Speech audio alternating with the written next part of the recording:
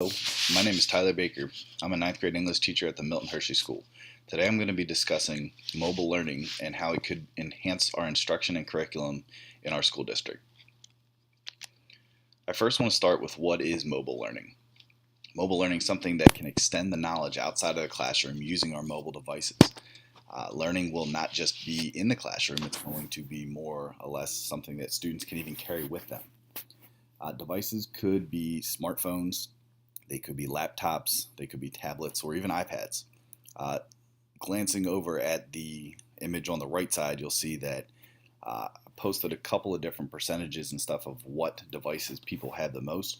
And you'll see that smartphones came in first with 85% of adults and students in terms of what devices they have on them at all times.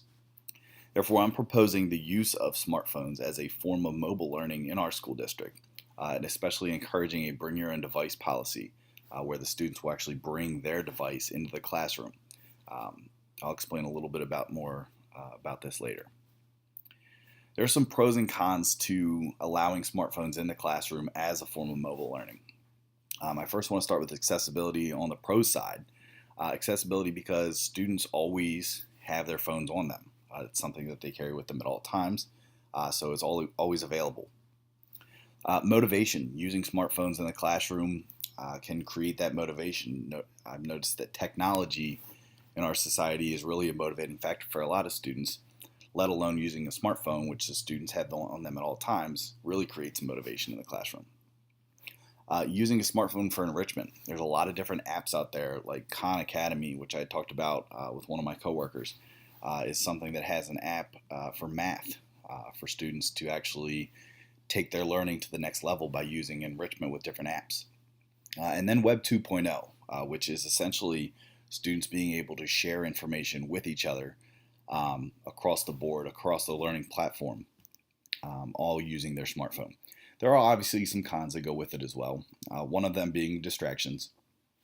Because it is a bring your own device policy, students could be distracted by other things, text messages, internet, social media, things of that sort. Forgetfulness, something along the lines of forgetting to bring their smartphone or even their charger. Those could be some issues that we might have to deal with. And then internet availability. Knowing that, here on campus at school, we do have internet, but when the students go home, maybe some of them may not have that internet available to them at all times. Some rationale and research that I looked at in seeing why it would be great to really encourage mobile learning, specifically smartphones. It saves money for our school district. There's a lot of engagement and motivation, like I previously talked about. Students are familiar with their device. It's their phone, so they already kind of know the ins and outs, so there's not a lot of teaching that the teacher would have to do in terms of how the device actually works. And then it enhances learning by using this technology enrichment stuff. Looking at how it can assist in personal learning. There's different apps that really focus on students' individual needs. I posted a couple here. You have Kahoot, which is something that I've talked to another English teacher that I work with, a social studies teacher, and even a science teacher, and how they use Kahoot in their classroom. They allow the students, and I personally have allowed my students to use their smartphones to answer the questions for Kahoot. Using iMovie, I've talked to a social studies teacher and then also myself, where I've used iMovie in the classroom and had the students actually film their clips using their iPhones. And then Khan Academy, which I had mentioned previously, which is an app that really directs itself as the student progresses through the enrichment lessons. Students are able to use that as an app as well. Looking at the use of smartphones and specifically with mobile learning here, there's unlimited resource to assist students with learning disabilities. Looking at the Tech Matrix website showed that there is a variety of technology interventions for students. Smartphones have a lot of this assistive technology already built into them to help students that may have some learning disabilities.